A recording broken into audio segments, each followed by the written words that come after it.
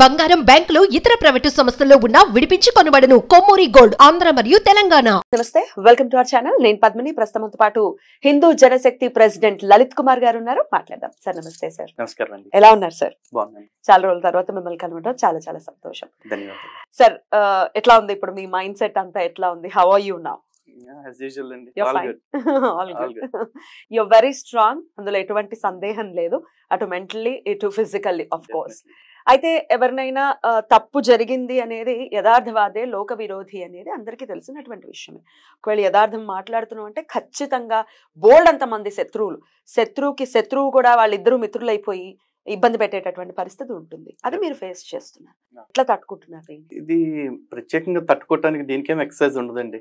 ఈ ఉద్యమంలోకి వచ్చినప్పుడే ఇవన్నీ ఎక్స్పెక్ట్ చేసినవి ఇట్లాంటివన్నీ జరుగుతాయని. ఎందుకంటే మనుషులకి రాగద్వేషాలు అని చెప్పేసి అంటారు. వీటితో పాటు ఈర్ష, అసూయలు అని కూడా ఉంటాయి కదా. ఇవి అందరిలోనూ కామన్గా ఉంటాయి. అట్లాంటి సందర్భాల్లో ఏం చేస్తారంటే చాలా మంది మన దగ్గరగా ఉన్నవాళ్ళు లేదా మన చుట్టూ ఉన్న వాళ్ళే మనలాగా ఎదగలేనప్పుడు ఏం చేస్తూ ఉంటారంటే మన దగ్గరకు వచ్చే ప్రయత్నం చేయకుండా మనల్నే వాళ్ళ దగ్గరికి దించే ప్రయత్నం చేస్తూ ఉంటారు. సో ఇటువంటి కుట్రలు అన్ని చోట్ల ఉంటూ ఉంటాయండి. అట్లా తట్టుకుని నిలబడాలి కాబట్టి that's not a big deal. ఆ కుట్రలను తట్టుకోవటం ఈజీయే సార్. కానీ మన అనుకున్న వాళ్ళ నిజ స్వరూపాలు బయటపడినప్పుడు తట్టుకోవటం ఎట్లా సాధ్యం? సింపుల్ అండి. ఇది భగవంతుడు ఇచ్చే అవకాశం. ఎందుకంటే నిన్న మొన్న నా జీవితంలో ఒక సంఘటన జరిగింది, మీ అందరికి తెలిసింది. దాని విషయంలో నేను రియాక్ట్ అయిన దానికంటే కూడా నా చుట్టూ ఉన్న ప్రపంచం రియాక్ట్ అయిన దానికి నాకు చాలా గర్వంగా ఉంది. ఎందుకంటే ఒక ప్రముఖ వ్యక్తి నా మీద విషం చెమ్మాలని ఎంతోమంది యూట్యూబ్ ఛానల్స్ వాళ్ళకి పర్సనల్గా మెసేజ్లు పెట్టి ఫోన్లు చేసి, ఇదిగో లలిత్ కుమార్ గురించి ఇంత బ్యాడ్గా చెప్పండి, లలిత్ కుమార్ గురించి ఇంత ప్రోమోలు వెయ్యండి అని చెప్పేసి పర్సనల్గా రిక్వెస్ట్ చేస్తే చాలామంది ఛానల్ ఓనర్స్ లేదా చాలా మంది మీలాంటి పేరున్న వ్యక్తులు నిర్మోహటంగా మొహం మీద చెప్పారు. చూసారా, లలిత్ కుమార్ ఏంటో మాకు తెలుసు, అలాంటి వ్యక్తి గురించి మేము ఎట్లా పడితే అట్లా మాట్లాడాల్సిన అవసరం నాకు లేదు, నువ్వు చెప్పినప్పుడు నువ్వు చెప్పావు కదా అని చెప్పేసి అని అన్నారు. అలా మాట్లాడిన ప్రతి ఒక్కళ్ళకి కూడా శిరస్సు వంచి పాదాభివందనం చేస్తున్నాను. ఎందుకంటే లలిత్ కుమార్ మీద ఆ నమ్మకం ఉండటం అనేది అంత చిన్న విషయం కదా. ఇది డబ్బులు పెడితే వచ్చే నమ్మకం కాదండి, ఇది స్వతహాగా రావాల్సిందే. ధర్మం కోసం చేస్తున్న నా పోరాటాన్ని గుర్తించి నన్ను ఇంతలా ఆదరించిన అలాంటి ప్రతి ఒక్కరికి కూడా నేను ఎప్పటికీ రుణపడను. అది నిజంగా నా చుట్టూ ఇంతమంది వ్యక్తులు పాజిటివ్ యాటిట్యూడ్ తోటి లేకపోతే నా మీద ఒక పాజిటివ్ ఒపీనియన్ తోటి ఉన్నారు అని తెలుసుకోవడానికి బహుశా ఈ సిచ్యువేషన్ నాకు హెల్ప్ చేసింది. డెఫినెట్లీ. ఎందుకంటే మీ ప్రయాణం చూస్తున్నా, చాలా దగ్గరగా అబ్జర్వ్ చేస్తున్నాము. అంత ఈజీగా నమ్మే పరిస్థితి ఉండదు. అవతల వ్యక్తుల గురించి కూడా తెలిసినప్పుడు ఇంకా చాలా ఈజీ. అసలు వాట్ నాన్ సెన్స్ అనటం ఇట్ ఈస్ వెరీ ఈజీ. సరే, ఇక అయితే మీకు బాగా నమ్మకస్తులు లేకపోతే మీ సహాయం అవసరమైనప్పుడు మీరు వెన్నుదన్నుగా నించున్నటువంటి వ్యక్తులు మీకు సపోర్ట్ చేయలేదు కొంతమంది. సరే, పేర్లు ప్రస్తావన మరి ఇఫ్ యూఆర్ ఓకే నేను ప్రస్తావిస్తాను. ఇట్స్ ఓకే, అవసరం లేదు కదా. సరే, అయినప్పటికీ చాలా అంటే వాళ్ళు ఎంత క్రైసిస్ లో ఉన్నప్పుడు మీ సపోర్ట్ డెఫినెట్ గా అందించారన్న విషయం తెలిసిందే. వాళ్ళు స్పందించలేదు. ఎవరైతే స్పందించారనుకున్నారో వాళ్ళేమో రివర్స్ లో స్పందించారు.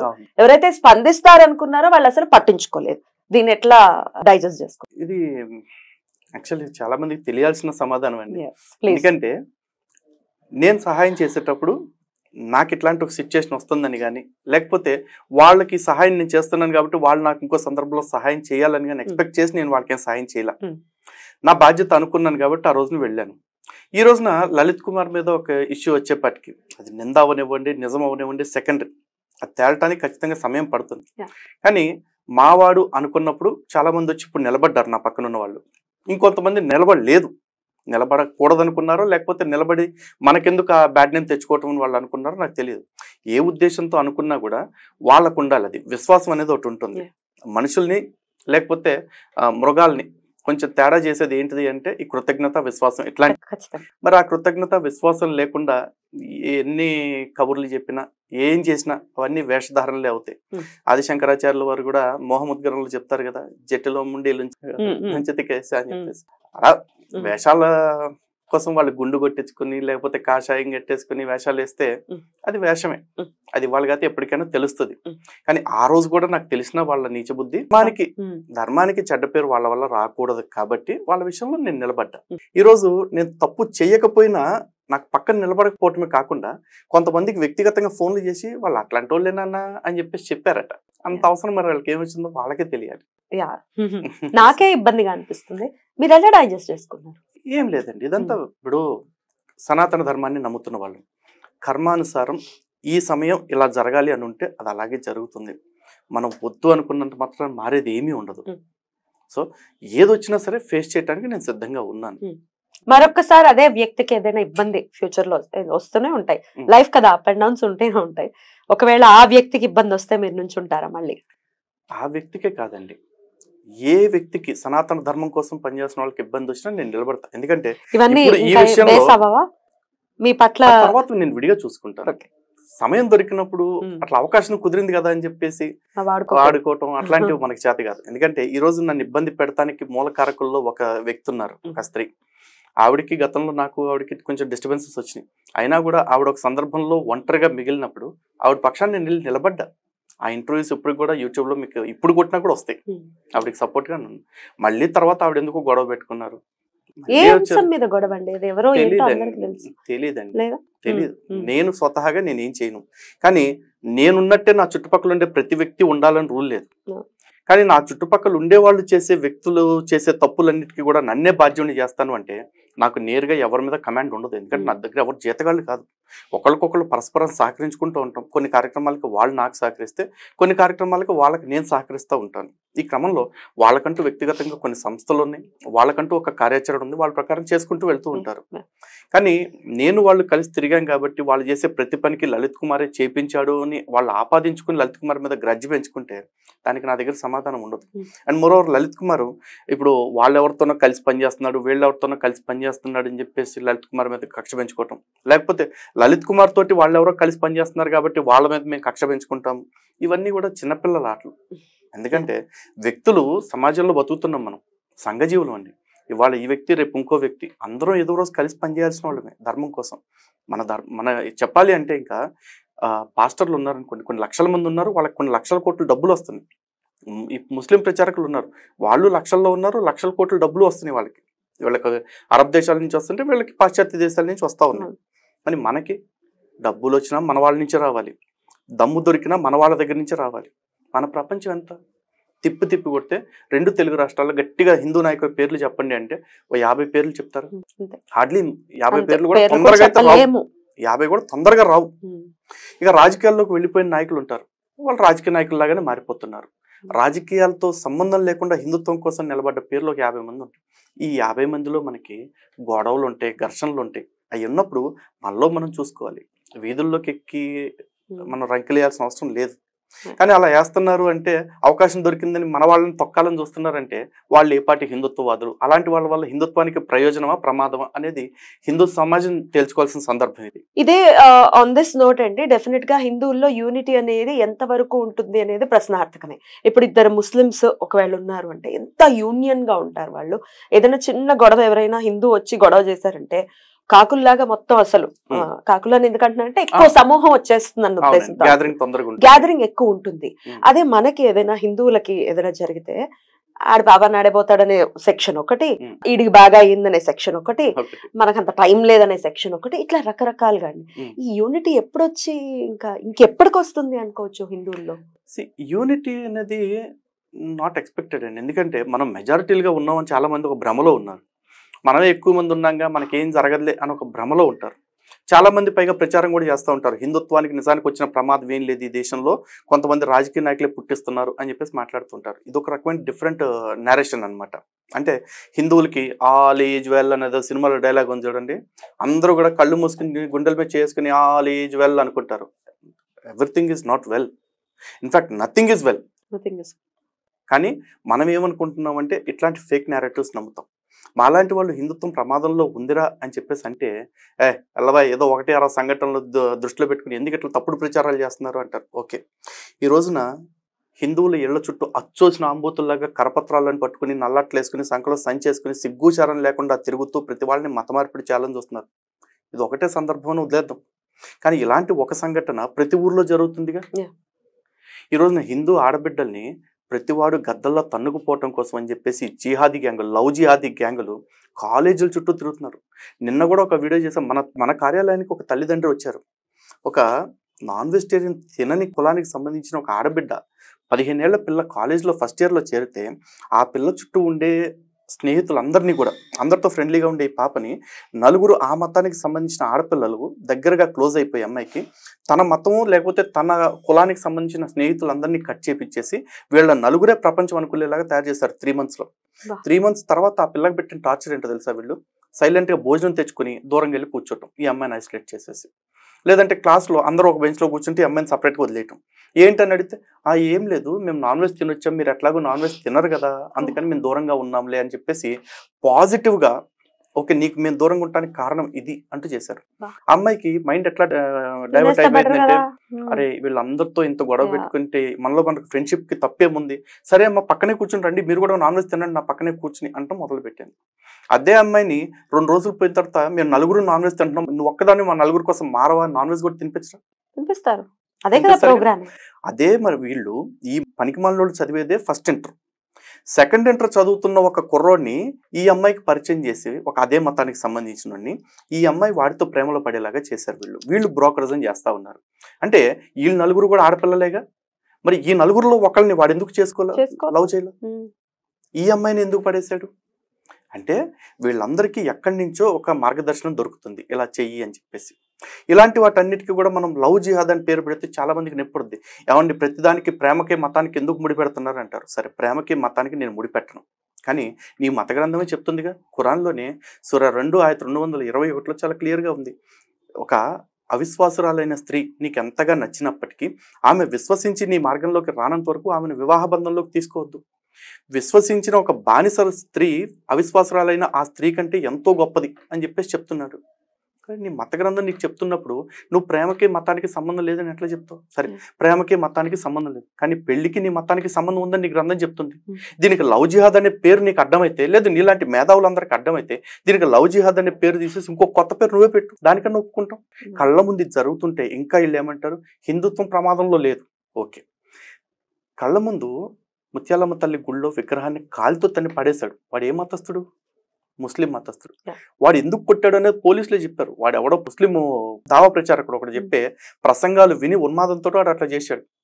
వాడిని రెచ్చగొట్టినోడు ఒక మత పెద్ద, రెచ్చిపోయి కొట్టినోడు ఒక మతోన్మాది, విగ్రహాన్ని పగలగొట్టినోడు. కానీ హిందుత్వం మాత్రం స్టిల్ సేఫ్, హిందుత్వానికి వచ్చిన ప్రమాదమే లేదంటే మనం నమ్మాలి. ఈ దేశంలో ఒక రాజకీయ పార్టీకి సంబంధించిన అధ్యక్షుడిగా ఉన్నవాడు వాటి కొడుకు ఒక డిప్యూటీ సీఎంగా ఉండి సీఎం కొడుకు అయ్యుండి ఈ దేశంలో సనాతన ధర్మాన్ని లేకుండా నిర్మూలన చేసేస్తాం అని చెప్పి అన్నాడు. స్టిల్ మనం సనాతన ధర్మం ప్రమాదంలో ఉంది అని మనం అనుకోకూడదు. వాళ్ళు సిగ్గు లేకుండా చెప్తారు, సరే నీకేమైంది, ప్రమాదం కళ్ళ ముందు కనపడుతుంటే కూడా ఆల్ ఈజ్ వెల్ అని ఎట్లా అనుకుంటున్నావు? ఓ సినిమా యాక్టర్ ఉంటాడు ప్రకాష్ రాజ్ అని చెప్పేసి, ఇంకోటి ఉంటాడు కమల్ హాసన్ అని చెప్పేసి, వాళ్ళు ఓపెన్గా చర్చిలకు వెళ్తూ ఉంటారు, చర్చిల్లో చదువుకున్నా ఉంటారు, చర్చికి మేము ప్రాక్టీస్ చేస్తున్నామని చెప్తారు, కానీ హిందుత్వం విషయంలో విషం కక్కుతూ ఉంటారు. ఇంకో పక్కన బెంగాల్లో డైరెక్ట్గా ముఖ్యమంత్రిగా స్థానంలో ఉన్నావిడ ఒక మతస్థులకి ఒత్తాసు పలుకుతూ ఆ మతస్థులు చేసే అత్యాచారాలన్నిటికీ కూడా వంత పడుతుంది. అయినా కూడా హిందుత్వం స్టిల్ సేఫ్ అనే అనుకోమంటున్నారు వీళ్ళు. అరే ఇన్ని ప్రమాదాలు కళ్ళ ముందు జరుగుతుంటే ఇప్పుడు లలిత్ కుమార్ ఒక సబ్జెక్టా, లేకపోతే లలిత్ కుమార్ లాంటి చిన్న చిన్న టార్గెట్లు మీకు సబ్జెక్ట్లా? హిందుత్వం బాగుండాలి అనుకున్నప్పుడు హిందుత్వవాదులు అందరూ కలిసి పనిచేయకపోయినా పర్లా, హిందుత్వవాదుల్లో ఒకళ్ళనొకళ్ళు టార్గెట్ చేసుకుని పనిచేయకూడదు కదా. అసలు ఆ యూనిటీ లేదండి, మీరు అన్నట్టుగా ఎక్స్పెక్ట్ చేసే విధానమే లేదు, అసలు ఎక్స్పెక్ట్ చెయ్యొద్దు అని అంటున్నారు. ఈ రోజు వరకు నేను గానీ లేకపోతే కరుణాకర్ గారు కానీ ఇంకొకళ్ళు కానీ మేమెవరో ఎప్పుడు ఇంకొకరిని టార్గెట్ చేసి పోస్టులు ఎక్కడ పెట్టలేదు. అన్లెస్ అంటే మా జోలికి వచ్చి ఎక్స్ట్రీమ్ గా విసిగిస్తే ఎప్పుడైనా ఒక మాట అన్నామేమో, కానీ ఎవరిని టార్గెట్ చేసి సంస్థ లేకుండా చేయాలి, వ్యక్తి లేకుండా చేయాలని మేము ఎప్పుడు గొడవ చేయలేదు. కారణం ఏంటి, వీ హ్యావ్ హయ్యర్ పర్పస్, ధర్మం కోసం మేము ఏదో చేయాలి అని చెప్పేసి కొంచెం పెద్ద పెద్ద గోల్స్ ఉన్నాయి కాబట్టి. అటువంటి గోల్స్ లేని వాళ్ళకి బహుశా మేము టార్గెట్ అవ్వచ్చు, మేము గోల్ అవ్వచ్చు.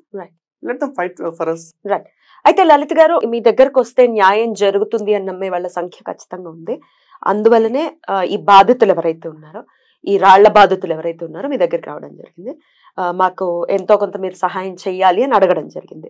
దీని రీత్యా మీరు ఇట్లా రకరకాల మాటలు పడాల్సి వచ్చింది. అతను ఎడిటింగ్ చేసింది చాలా క్లియర్ గా అర్థమైపోతుంది. అసలు ఎట్లా, అసలు ఆ కటింగ్స్ అన్ని కూడా అర్థమై చావట్లేదు. ఫస్ట్ వ్యాపారం అన్న మాట మినహాయిస్తే ఇంకేమీ అర్థం కాలేదు. ఆ వ్యాపారం అన్న మాట ఎట్లా యూజ్ చేశారు, ఈ బాధితుల్ని ఎట్లా అడ్రస్ చేస్తారు మీరు? బాధితుల విషయంలో నాకేం పెద్ద కంప్లైంట్స్ లేవు. నాకున్నాయండి, బాధితుల గురించి నేను వచ్చాను. అవును, మీరు అక్కడ స్టేషన్ అయితే అసలు ఎవరు ఇవ్వడానికి దానికి చెప్తాను. బాధితుల విషయంలో నాకు కంప్లైంట్ లేదంటానికి కారణం ఏంటంటే గతంలో మీరు చూసినట్లయితే హిందూ జనశక్తి తరఫున నేను ఏనాడు ఇట్లాంటి పంచాయతీలు డీల్ చేయలేదు.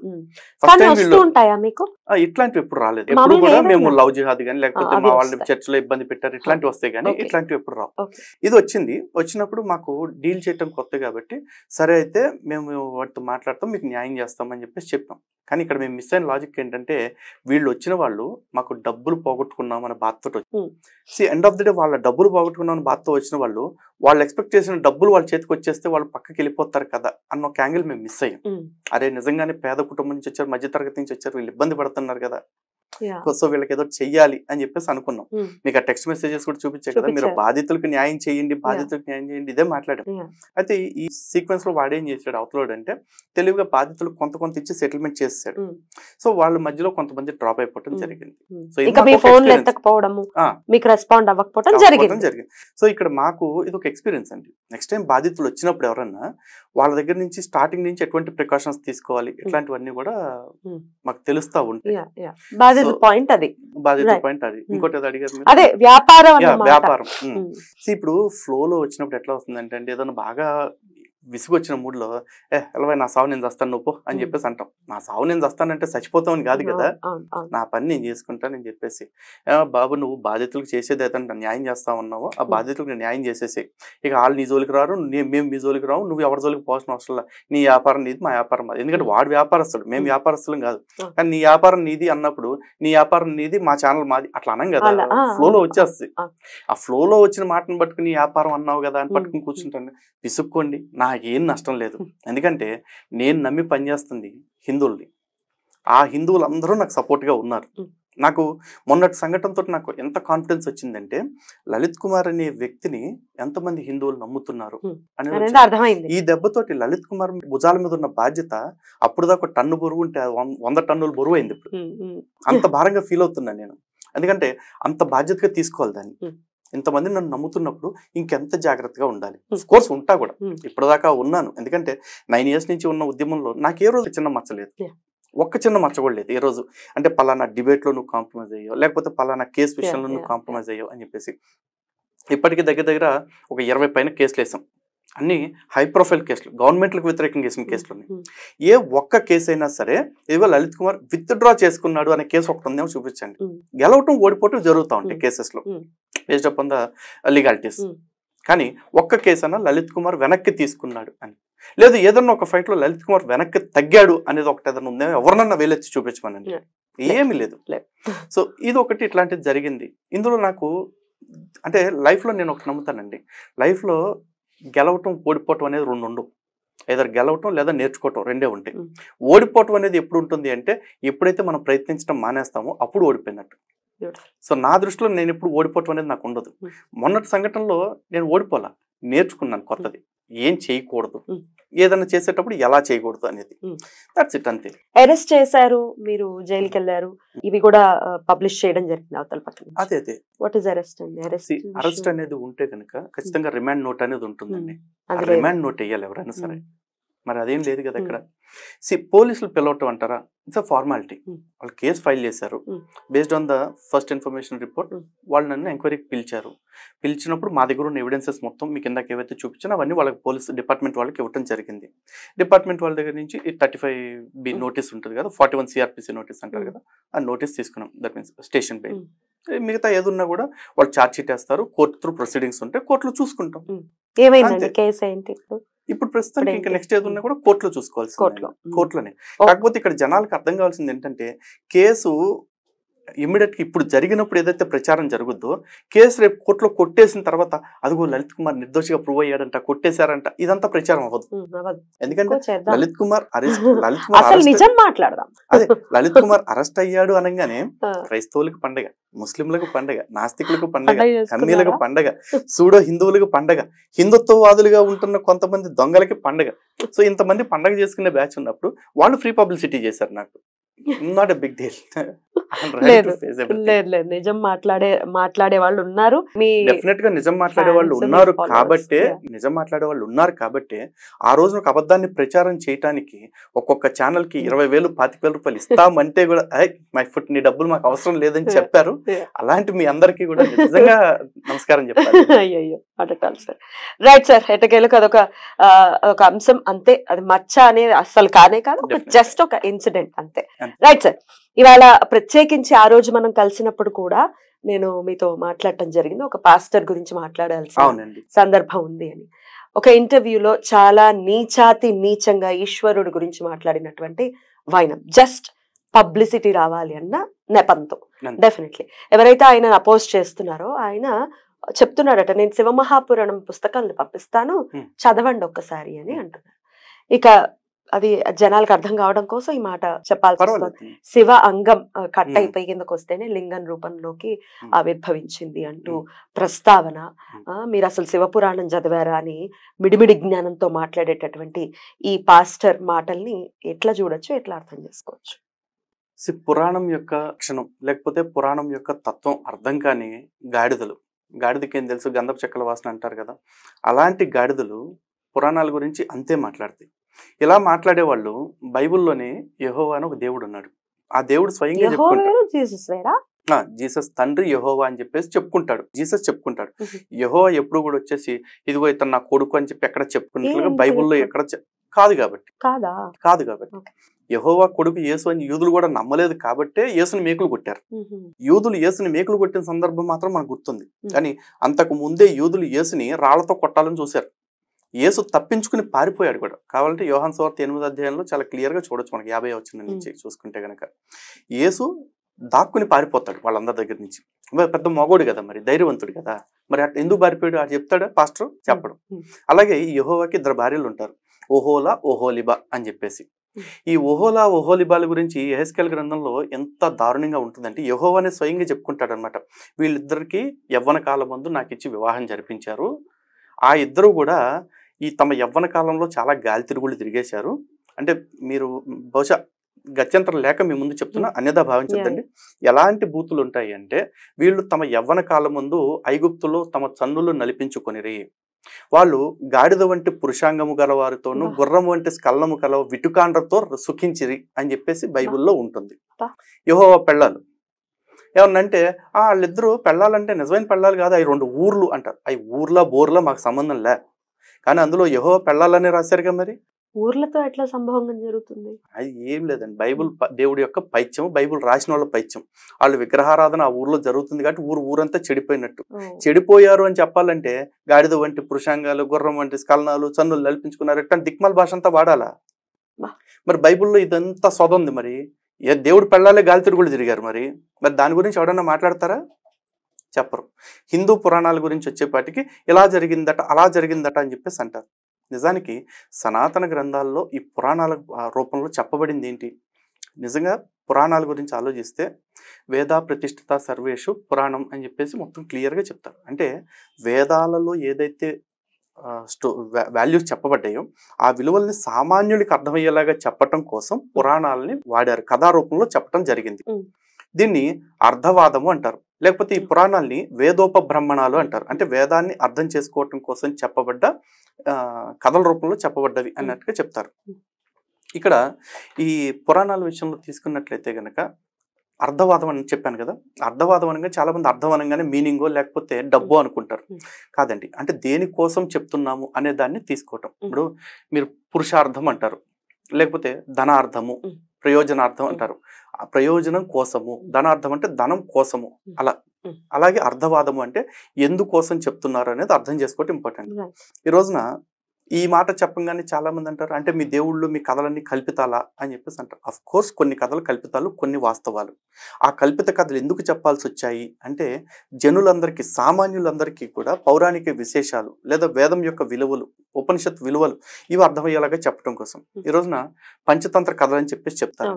పంచతంత్ర కథల్లో ఒక బ్రాహ్మణుడు నడుచుకుంటూ వెళ్తుంటే అడవిలోకి ఒక పులి కనపడి, ముసలిదైపోయిన పులి, ఇదిగో నా దగ్గర ఒక బంగారపు కడియం ఉంది బ్రాహ్మణోత్తమ, ఇది ఎవరికైనా బ్రాహ్మణుడికి దానం ఇవ్వాలని చెప్పారు, నేను నీకు దానం ఇవ్వాలనుకుంటున్నాను, ఒకసారి శుచిగా స్నానం చేసి తీసుకో అని చెప్పేసి అంటది. సరే ఆయన కూడా దాన్ని తీసుకుందామని చెప్పేసి చెరువు దగ్గరికి వెళ్తాడు, మునుగుతాడు బంగారపు కడియానికి ఆశపడి. సో ఇదంతా కథ చాలా ఉంటుంది. అక్కడ బ్రాహ్మణుడు పులి మాట్లాడుకోవటం, లేకపోతే పులి కంకణాన్ని పట్టుకుని బ్రాహ్మణుడిని ఎట్లా ఆశ పెట్టాలని చూడటం, బ్రాహ్మణుడు నమ్మటం, ఇదంతా చూసుకుంటే అసలు పాసిబిలిటీ ఉండదు కదా.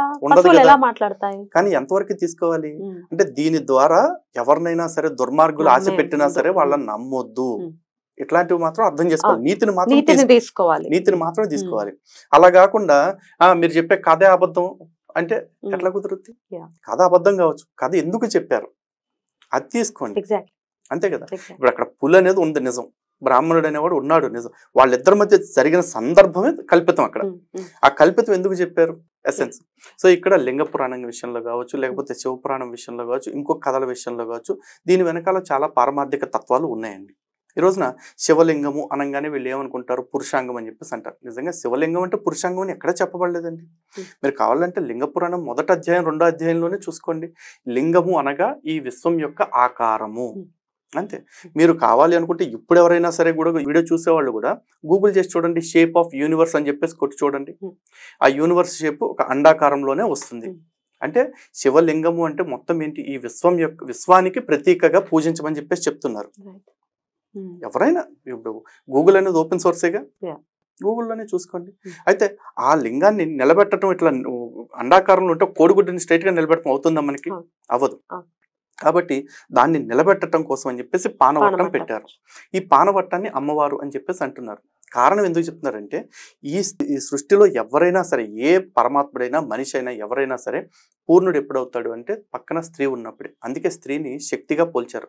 అమ్మవారిని కూడా చూడండి, శివుడు పక్కన అమ్మవారు ఉన్నా, లేకపోతే విష్ణుమూర్తి పక్కన లక్ష్మీదేవి ఉన్నా, బ్రహ్మ పక్కన సరస్వతి అమ్మవారు ఉన్నా, అమ్మవారిని పురుషకారిణి అంటారు. అమ్మవారు ఉన్నప్పుడే వీళ్ళ శక్తికి, వీళ్ళ అస్తిత్వానికి ఒక ప్రయోజనం ఉండవలసిందే. కాబట్టి అందుకని పానవట్టాన్ని స్త్రీగా పోల్చారు. అంతేగాని అది లింగ రూపం. అసలు హటకేశ్వర ఆవిర్భావంలో మునులకు జ్ఞానోదయం చేయటం కోసం జరిగిన సందర్భమే. అహంకారంతో కొట్టుమిట్టాడుతున్న, వరగర్వంతో కొట్టుమిట్టాడుతున్న మునులు ఎవరైతే ఉన్నారో వాళ్ళు అహంకారం పోయేలాగా చేయటం కోసం చెప్పిన సందర్భం అది. అంతేగాని అసలు ఫస్ట్ ఆఫ్ ఆల్ శివుడికి, లేదా విష్ణువుకి, లేదా బ్రహ్మకి, వినాయకుడికి, ఇంకెవరికైనా దేవుళ్ళకి మనలాగే ఒక రూపం ఉండి 2 చేతులు లేదా 4 చేతులు, 4 కాళ్ళు, 4 తలకాయలు ఉంటే వాళ్ళ వ్యాపకత్వం అనేది అక్కడికి పరిమితం అయిపోతుంది. పరమాత్ముడు సర్వవ్యాపకుడు అని చెప్పేసి ఎలా చెప్తాం? రూపం చెప్తే లేదు కదా. పరమాత్ముడు నిరాకారుడు అని చెప్పేసి మన ధర్మం చెప్తుంది. నిరాకారుడు అంటే ఏంటి? ఆకారం లేనివాడని కాదు. ఈ ఆకారం తనది కానివాడు అంటూ, తనది కానిదంటూ లేనివాడు. సృష్టిలో ఉన్న ప్రతి ఆకారము తనదే. ఈ మొబైల్ ఫోన్లో భగవంతుడు, ఈ పెన్లో భగవంతుడు, టేబుల్లో భగవంతుడు, మీలో భగవంతుడు, నాలో భగవంతుడు ఉన్నాడు. కానీ అన్నిట్లో భగవంతుడిని ఆరాధించే శక్తి మనకు లేదు కాబట్టి మనం ఒక రూపం చేసుకుని ఆ రూపాన్ని ఆరాధిస్తున్నాం. అంతే తప్ప భగవంతుడు ఆ రూపంలో మాత్రమే ఉన్నాడని కాదు, యావత్ సృష్టి అందు ఉన్నాడు పరమాత్ముడు. ఆ వ్యాపకత్వాన్ని అర్థం చేసుకున్నవాడు పరమాత్ముడిని విశ్వరూప సందర్శన యోగంగా చూస్తాడు. ఈవెన్ భగవంతుడు మీకు భగవద్గీతలో కూడా చూస్తే అర్జునుడికి విశ్వరూప సందర్శన యోగం అని చెప్పారు. విశ్వరూప సందర్శన యోగం అంటే ఈ విశ్వమంతా నా రూపమే నాయన చూసుకో అని చెప్పి అర్జునుడికి ఇచ్చిన ఆవిష్కరణ అది. విశ్వం అంతా తనే అయినప్పుడు నేను ఈ చెంబులోనే చూస్తే, ఈ చాట్లోనే చేస్తా, ఈ విగ్రహంలోనే చూస్తే, ఈ చెట్లోనే చూస్తా అంటే కుదరదు. ఒకవేళ దానిలో చూస్తున్నాము అంటే మన అవసరం కోసం మనం చూస్తున్నాం. ఈ రోజున భగవంతుడు రూపాయలు చెప్తాడు. ఇప్పుడు చేతికే ఉన్నాయి, ఇది నా దగ్గర ఉంగరాలు ఉన్నాయి, లేకపోతే గొలుసు ఉంది, మీ దగ్గర గొలుసు, గాజులు ఇవన్నీ ఉన్నాయి. ఇవన్నీ కూడా వస్తువులు. కానీ వీటి యథార్థం ఏంటి? పదార్థం చూసుకుంటే మనం ఉంగరం అని, బ్రాస్లెట్ అని, కొలుసు అని పెడుతున్నాం. యథార్థం చూస్తే బంగారమే అంతే. భగవంతుడిని వినాయకుడు అనండి, విష్ణువు అనండి, శివుడు అనండి, అమ్మవారు అనండి, ఏదైనా పేరు పిలవండి. మీ కంఫర్ట్ కోసం మీరు పిలుచుకుంటున్నారు. మీకు అమ్మవారిగా ఆరాధిస్తే ఇష్టం అనుకుంటే అమ్మవారిగా ఆరాధిస్తారు. మీకు శివయ్య ఆరాధించాలనుకుంటే శివ రూపంలో ఆరాధిస్తారు. లేదు పూర్తి అలంకరణతో సర్వాలంకార భూషితుడిగా పూజించాలనుకుంటే విష్ణుమూర్తి వారిని పూజిస్తారు.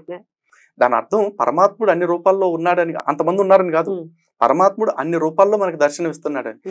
మన కంఫర్ట్, మన భగవంతుడు ఎంత గొప్పవాడంటే మనం ఆ పరమాత్ముడిని ఎలా చూడాలనుకుంటే అలా కనిపిస్తాడు మనకి. మిగతా దేవుళ్ళు అట్లా కాదు, మిగతా మతాల దేవుళ్ళు. ఆ దేవుడికి ఇక్కడ రూపం గీసామంటే ఆడికి మంటెత్తిపోద్ది. ఎందుకంటే బేసిక్గా ఆడికంటూ రూపం లేదు. ఫ్యాక్ట్ ఏంటంటే అసలు ఆడనేవాడే లేడు, ఉన్నది ఒకడే భగవంతుడు. ఆ భగవంతుడి శక్తి ఎంత గొప్పది అంటే సైన్స్ చెప్తున్న మాట చెప్పుకుందాం. ఇక్కడ energy can neither be created nor be destroyed, rather it changes its form. అలాంటి పరమాత్మ శక్తి ఏంటి మనకి? ఆ శక్తిని ఎవడో సృష్టించలేడు, ఎవడో నాశనం చేయలేడు. కానీ ఆ శక్తి తలుచుకుంటే తను అనేక రూపాలు ధరించగలదు, ఏ రూపంలోకైనా మారగలదు. సర్వశక్తిమంతుడికి ఒక రూపం, నేను భగవంతుడిని నేను ఒక నందీశ్వరుడు రూపంలో చూడాలనుకుంటున్నాను అండి. అరే నా భక్తుడు అలా చూడాలనుకుంటున్నాడు, వాడి కోసం నేను అలా కనిపిస్తా అనుకుంటేనే ఆయన భగవంతుడు. ఎందుకంటే అంత శక్తి ఉన్నప్పుడు ఆ శక్తిని మన సౌలభ్యం కోసం తను తగ్గించుకుని మనకి ఎదురవ్వగలిగినప్పుడు అప్పుడు భగవంతుడు అవుతాడు. అలా కాకుండా భగవంతుడు అనేవాడు యారా నేను ఎంత గొప్ప దేవుడిని నీకోసం ఎద్దులాగా రావాలా అని అన్నాడు అనుకోండి, భగవంతుడు అనేవాడి దగ్గర అహంకారం ఉన్నట్టు. అంత అహంకారం అయినవాడు భగవంతుడు ఎట్ట అవుతాడు? అవడు కదా, అంతేగా. మనందరికీ అహంకారం మమకారాలను విడిచిపెట్టాలనే పరమాత్మ తను స్వయంగా అహంకారంతో ఉండేవాడైతే వాడు ఎట్లా దేవుడు అవుతాడు? అవడు కదా. సో అంత తత్వం వీళ్ళకి బైబిల్ చెప్పదు కాబట్టి పురాణాల్లో ఉన్న దేవీ దేవతల తత్వాన్ని వీళ్ళంత అవమానకరంగా మాట్లాడుతూ ఉంటారు. జస్ట్ అది వాళ్ళకి పేరు రావాలని, చాలా ఆయన పేరు నాకు అసలు చాలా వస్తుందేమో ఫేమ్ అన్న నా భయం నాది.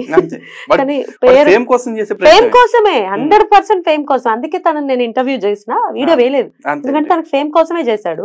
కావాలని పరిగెట్టుకుని ఆ ఊరు నుంచి ఈ ఊరు వచ్చాడు, నాతో ఫోన్ లో మాట్లాడాడు. మేడం మీరు అసలు అద్భుతం మేడం.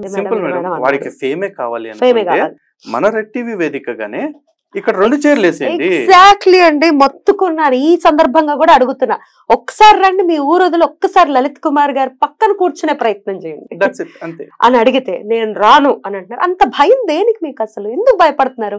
ఆయన కొట్టరు, తిట్టరు, జస్ట్ వాస్తవం మాట్లాడతారు. దానికి భయం అయితే చెప్పాలి, నాకు భయం బాబు, నేను ఆయన పక్కన కూర్చోను, నేను ఒప్పుకుంటా, అప్పుడు మిమ్మల్ని డిస్టర్బ్ చేయను. ఎన్ని ఫోన్లు చేయించాను నేను, నా దగ్గర నంబర్ ఉండటం అదంతా లేదు, నేను వేరే మా యాంకర్తో ఫోన్లు చేస్తే నేను రానంటే రాను అని ఇట్లా వణికిపోతున్నాడు ఆయన లిటరల్లీ. కాకపోతే మళ్ళీ వేరే ఛానల్స్ లో మాత్రం ఇట్లా పిచ్చి వాగుడు వాగుతున్నాడు. ఎట్లా చూడొచ్చండి? సింపుల్ అండి. వాళ్ళకి ఎట్లా ఉంటుందంటే, ఈ రోజున సనాతన ధర్మం గురించి మాట్లాడుకుంటే మనకి వేదం ఉంది, 20,500 మంత్రాలతో ఇప్పుడు వేదం అందుబాటులో ఉంది మనకి. పురాణాలు ఉన్నాయి 4 లక్షల పైచిలకు శ్లోకాలతోటి, 1,700 శ్లోకాలతోటి మహాభారతం అందుబాటులో ఉంది, 24,000 శ్లోకాలతోటి రామాయణం ఉంది, 108 ఉపనిషత్తులు ఉన్నాయి మనకి. ఇవి కాకుండా నీతి సూత్రాలు, ధర్మశాస్త్రాలు, ఇంకా ఎన్నో చాలా ఉన్నాయి. ఇన్ని ఉన్న సనాతన ధర్మంలో ఉన్న మనం కూడా ఒక మాట అంటాం, సత్యం జ్ఞానం అనంతం బ్రహ్మ అని చెప్పేసి. జ్ఞానం అనంతమైనది అని చెప్పేసి మనం ఒప్పుకుంటాం. కానీ ఓ నల్లట్ల పుస్తకం 1020 పేజీలు ఉంటాయి, మొత్తం 66 పుస్తకాలు. దాంట్లో ఒక 39 పాత నిబంధన, ఒక 27 కొత్త నిబంధన, 27 కొత్త నిబంధన పుస్తకాలు, మొత్తం కలిపితే దాంట్లో 31,102 వచనాలు. ఈడ్చిదంతే ఇదే వాళ్ళ నల్లట్ల పుస్తకం. దీన్ని పట్టుకుని ఇది సమస్త జ్ఞానము దీనిలోనే కలిగింది, దీనిలో కలిగి ఉన్నదంతా ఆయన వల్లే కలిగినది అని చెప్పేసి మురిసిపోతూ, దీనిలో ఉన్నది మాత్రమే జ్ఞానం అని చెప్పేసి డబ్బా కొట్టుకునే డబ్బా రాయిళ్ళకి ఇంత గ్రంథ పరిజ్ఞానము, లేకపోతే ఇన్ని గ్రంథాల యొక్క నిధి పెట్టుకున్న హిందువులు ఇంకా మీరు తెలుసుకోవాల్సింది చాలా ఉంది. ఎందుకంటే మనకు ఉపనిషత్తులోనే ఉంది. కేనోపనిషత్తులో చాలా స్పష్టంగా చెప్తారండి, ఎవడైతే భగవంతుడి గురించి నాకు సమస్తము తెలుసు అని చెప్పేసి అనుకుంటాడో వాడు భగవంతుడి గురించి ఏమీ తెలియని వాడి కింద సమానం. ఎవడైతే భగవంతుడి గురించి నేను ఎప్పటికీ తెలుసుకోలేను అని శరణాగతి అయిపోతాడో వాడికి సమస్త జ్ఞానము అర్థం చేసుకున్న వాడితో సమానం అని చెప్తారు. మన గ్రంథం అలా చెప్తుంటే, నేనే సత్యం, నేనే జీవం, నేనే మార్గం మా దేవుడు చెప్పాడు, ఈ గ్రంథంలో ఆ లైన్ పట్టుకున్నాం కాబట్టి ఆయన గురించి మాకు మొత్తం తెలుసు అని చెప్పేసి అహంకారం ఎప్పుడైతే వాళ్ళలో ప్రవేశించిందో వాడు భగవంతుడి గురించి తెలుసుకునే శక్తిని అప్పుడే కోల్పోయాడు. వాడు నమ్మిందే నిజమనే ఒక మబ్బులో ఇట్లాగే బతుకుతా ఉన్నాడు. అలా బతికేవాడు ఇంకా చర్చకి ఏమొస్తాడు? ఎందుకంటే ఎటుపోయి ఎటు వచ్చినా 66 పుస్తకాలు, ఆ 31,102 వచనాలు దాటి ఎక్కడికి పోలేడు. ఆ వచనాలు కూడా తెలియవండి. నేను నిజంగా చాలా జెన్యూన్ గా, సరే డిస్కరేజ్ చేయకూడదు, వస్తాను ఇంటర్వ్యూ ఇస్తాను అని అన్నప్పుడు అసలు తెలుసుకుందా, నాకు అసలు బైబిల్లో నేను అంత టైం లేదు, దాని గురించి వెచ్చించేంత టైం లేదు, అసలు ఉన్నవి తెలుసుకోవడానికి కొన్ని జన్మలు సరిపోవు, దాని గురించి ఆవిడ తెలుసుకుంటాడు. అయినప్పటికీ తెలిసిన కొంతమంది మేధావుల్ని కొన్ని ఇంపార్టెంట్ క్వశ్చన్స్ తీసుకుని రాసుకుని పేపర్లో అడిగితే, అది నాకు తెలియదండి, ఇది నాకు తెలియదండి అన్నాడు. కొల్లే పాప అమాయకుడు కదా, సరళంగా అడుగుదామని సరళంగా అడిగే ప్రయత్నం చేస్తే అతని మెయిన్ మోటో ఏంటంటే, నేను మిమ్మల్ని ఇంటర్వ్యూ చేస్తాను, కరుణాకర్ గారిని ఇంటర్వ్యూ చేస్తాను, నన్ను హ్యూమిలేట్ చేయాలి, ఎండ్ ఆఫ్ ది డే నన్ను హ్యూమిలేట్ చేసి మిమ్మల్ని తిట్టాలి వీడియోలో అనే పని మీదే వచ్చాడు పాపం. ఊరు నుంచి బస్సు వేసుకుని ఎర్ర బస్సు ఎక్కి వచ్చాడు. అసలు నాకు ఆశ్చర్యం అనిపించింది. అనిన చాలా మాటలు ఏంటంటే, నాలో ఉన్న మైనస్ ఏంటి అంటే, ఒకవేళ నేను ఎక్సైట్ అయిపోయాను, నాకు ఏదైనా కోపం వచ్చిందంటే నేను మాట్లాడలేను. ఓకే. ఇంకా మైండ్ బ్లాంక్ అయిపోతుంది. అప్పుడు చాలా కోపం వస్తుంది. ఎందుకంటే రాముడిని రకరకాలుగా మాట్లాడాడు. అది నేను ఎక్స్పెక్ట్ చెయ్యింది. ఫస్ట్ ఆఫ్ ఆల్ ఎక్స్పెక్ట్ చెయ్యింది. ఏం మాట్లాడాలో నాకు అర్థం కాలేదు. ఇట్లా మీలో బ్యాలెన్స్డ్ గా ఉంటే బాగుండును. మీరు ఆ రోజు ఉంటా బాగుండు. ఆ రోజు తట్టలేదు కూడా. ఆ రోజు నేను కాల్ అన్నా చేయాల్సింది. సార్ ఒక 5 minutes మీరు ఒకసారి ఇవ్వండి టైం. కరుణాకర్ గారు కూడా అన్నారు, మీరు అప్పుడే ఫోన్ చేయొచ్చు కదా, నాకు ఫోన్ చేసి ఉంటే లైవ్ లో మాట్లాడేది, మీకు కానీ ఆయనకు కానీ చేసి ఉండాల్సింది, నాకు తట్టలేదు. అయితే దాని అనేది ఏంటంటే, రాముడి గురించి మనం లాస్ట్ టైం కూడా ప్రస్తావించాం. దీని గురించి ఒక్కసారి మాట్లాడుకుందాం. ఆ బయట నేను ప్లే చేస్తాను. రాముడి గురించి తను అనింది ఏంటి అంటే, రాముడు ఏకపత్ని వ్రతుడు, పార్వతీదేవి శాపం ఉంది భూమాతకి.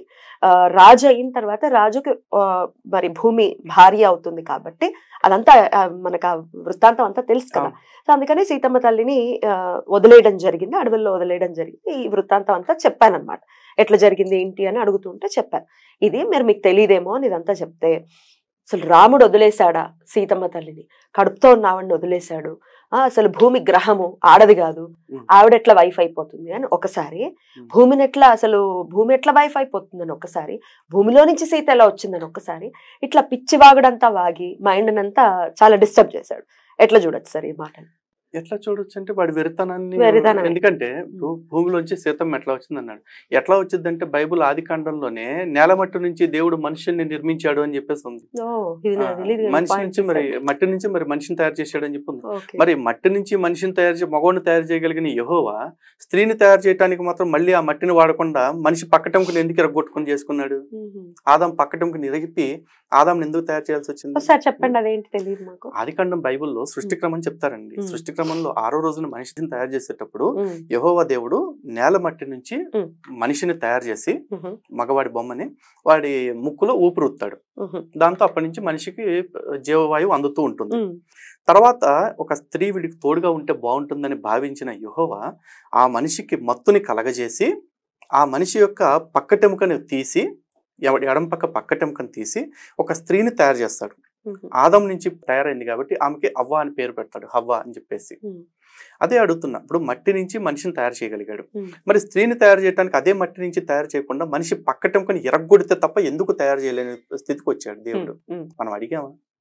వాడికి ఎందుకు ఇప్పుడు మరి మట్టి నుంచి స్త్రీ పుట్టిందా అని చెప్పేసి అంటే, అసలు ఈ విషయం తెలుసో తెలీదో ఈ పాస్టర్ కి? ఫస్ట్ ఆఫ్ ఆల్ రామాయణాన్ని కాదు, హిందూ గ్రంథాలన్నింటినీ కూడా ఆధ్యాత్మిక, ఆది దైవిక, ఆది భౌతిక అని 3 అర్థాలు ఉంటాయండి మనకి.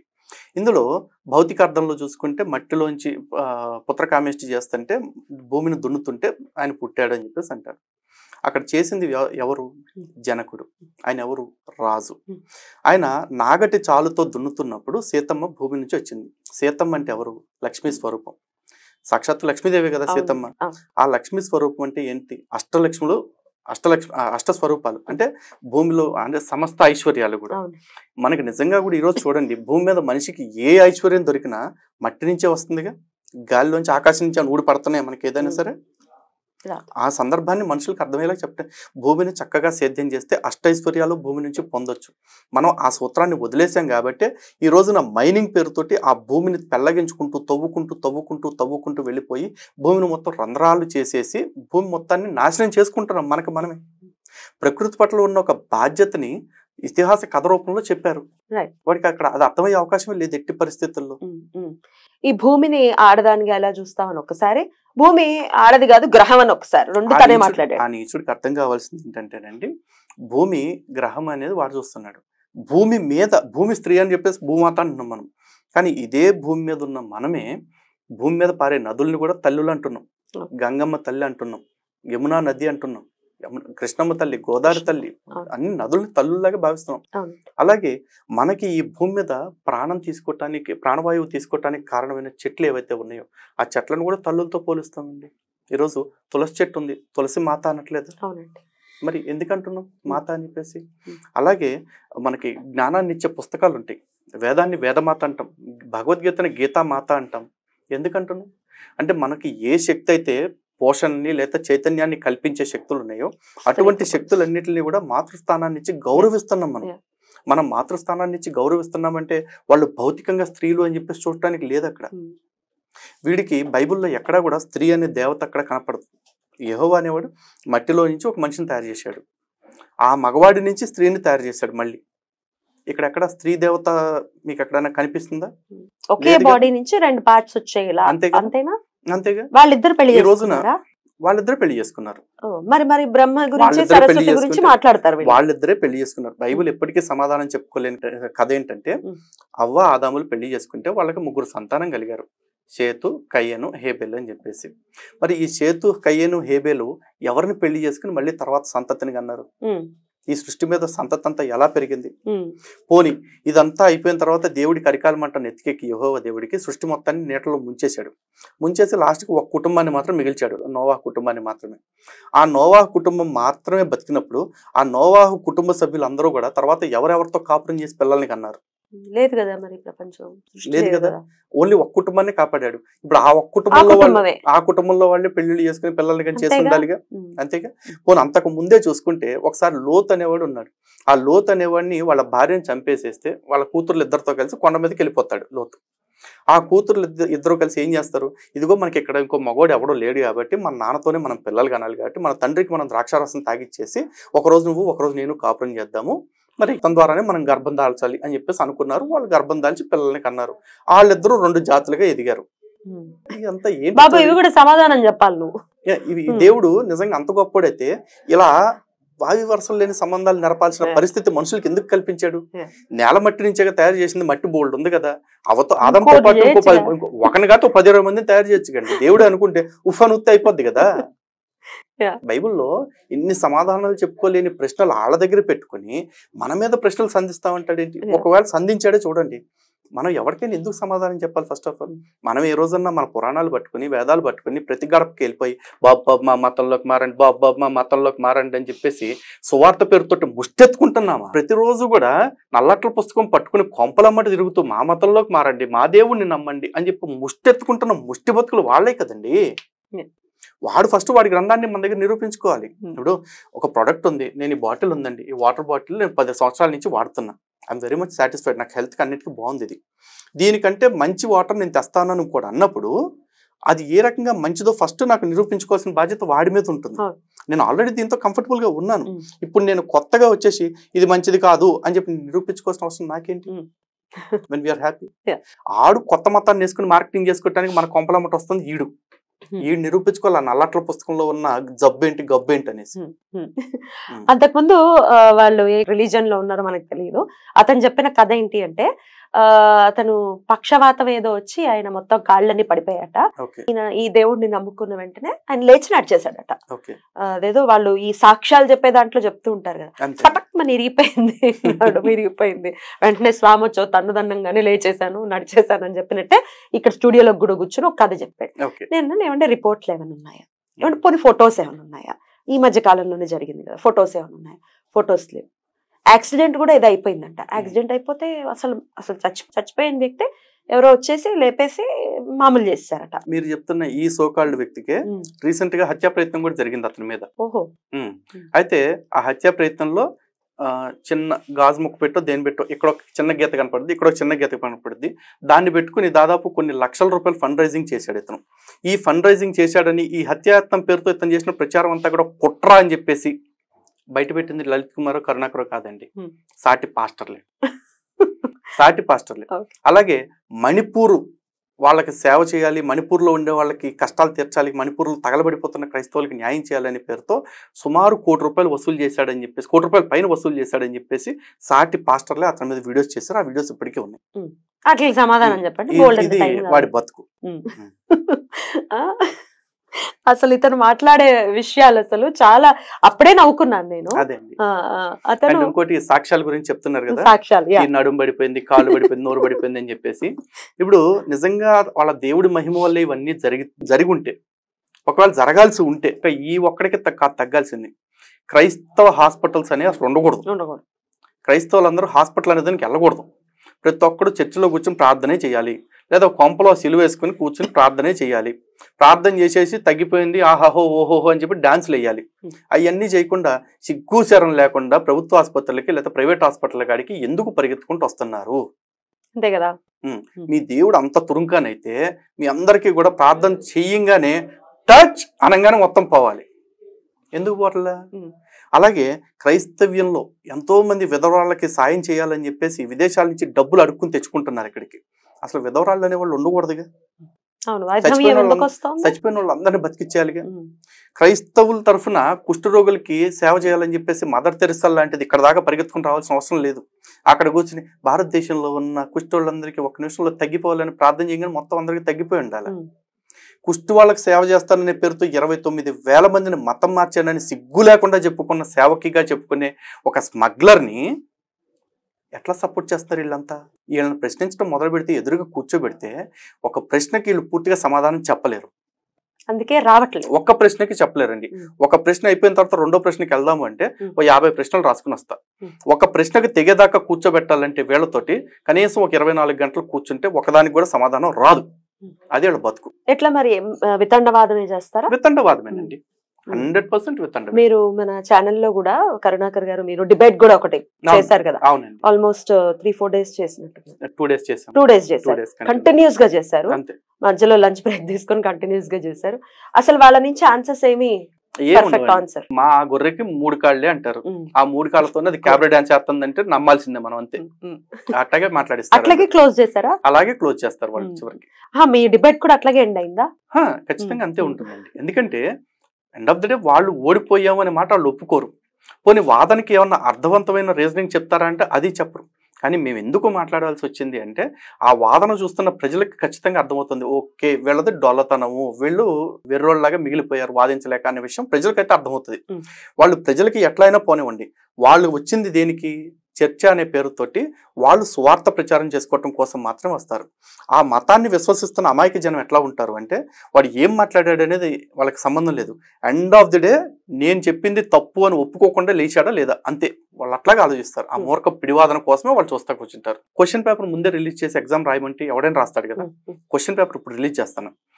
రెడ్ టీవీ వేదికగా ఏ పాస్టర్ అయినా సరే 2 తెలుగు రాష్ట్రాల్లో ఉన్నవాడు దీని మీద లలిత్ కుమార్తో నేను చర్చకు కూర్చుంటాను అనుకునేవాడు రావచ్చు. క్వశ్చన్ పేపర్ కూడా ముందే రిలీజ్ చేస్తాను. క్రైస్తవ్యం ప్రకారం మనుషులు ఇన్ని రకాలుగా ఎందుకున్నారు, ఎందుకు పుడుతున్నారు? ఒకడు పేదవాడిగా, ఒకడు డబ్బున్నోడిగా, ఒకడు అందగాడిగా, ఒకడు కురూపిగా, ఒకడు సకల అవయవాలు సవ్యంగా ఉన్నోళ్ళలాగా, ఒకడు వికలాంగుడిలాగా, ఒకడు ఆడగా, ఒకడు మగగా, ఒకడు పొట్టిగా, ఒకడు పొడుగ్గా, ఎందుకు ఇన్ని రకాలుగా పుడుతున్నారు? దీన్ని బైబుల్ ఆధారంగా చర్చిద్దాము అంటే ఎంతమంది వస్తారు? రమ్మనండి. క్వశ్చన్ పేపర్ ఇచ్చి రమ్మని అంత ఆఫర్ ఇంకెవడు ఎవడు బహుశా. ఓపెన్ గా క్వశ్చన్ పేపర్ కూడా ఇచ్చేసాం. మరి ఒకటైనా క్వశ్చన్ ఈ ఒక్క క్వశ్చన్ మీద నిలబడటానికి ఎవడన్నా వస్తాడేమో. బైబుల్ ఆధారంగా కాదు, అసలు లాజికల్ గా వచ్చి రమ్మనండి. బైబుల్ రిఫరెన్సెస్ చూపించమనండి. బైబుల్ రిఫరెన్సెస్ చూపించమనండి. ఆ రిఫరెన్సెస్ మీద క్రాస్ క్వశ్చనింగ్ ఉంటుంది. నిజంగా యెహోవా అనేవాడే గనక దేవుడైతే, యేసు అనేవాడే గనక దేవుడైతే ఇవన్నీ ఎందుకు చేశాడు అని నిరూపించాల్సిన బాధ్యత వాళ్ళ మీద ఉంటుంది. ముందే క్వశ్చన్ పేపర్ ఇచ్చి ఎగ్జామ్ రాయమన్నా కూడా మేము రాకుండా నంగి నాటకాలు వేస్తాము అంటే మరి మీరే తెలిసేయాలి. నంబర్ కూడా ప్లే అవుతుంది కాబట్టి నా నంబర్ మీరు చక్కగా కాల్ చేయొచ్చు. Your please welcome. ఖచ్చితంగా మీరు ఒక్కసారి కూర్చొని మాట్లాడితే ఎవరేంటి, ఎవరి టాలెంట్ ఏంటి అనేది అర్థమైపోతుంది. బై ద వే మీరు కూడా పాస్టర్ గారు ఖమ్మం నుంచి ఇక్కడికి రావచ్చు. ఓకే, ఎర్రబస్సు ఎలాగో ఉంటాయి కదా, రావచ్చు.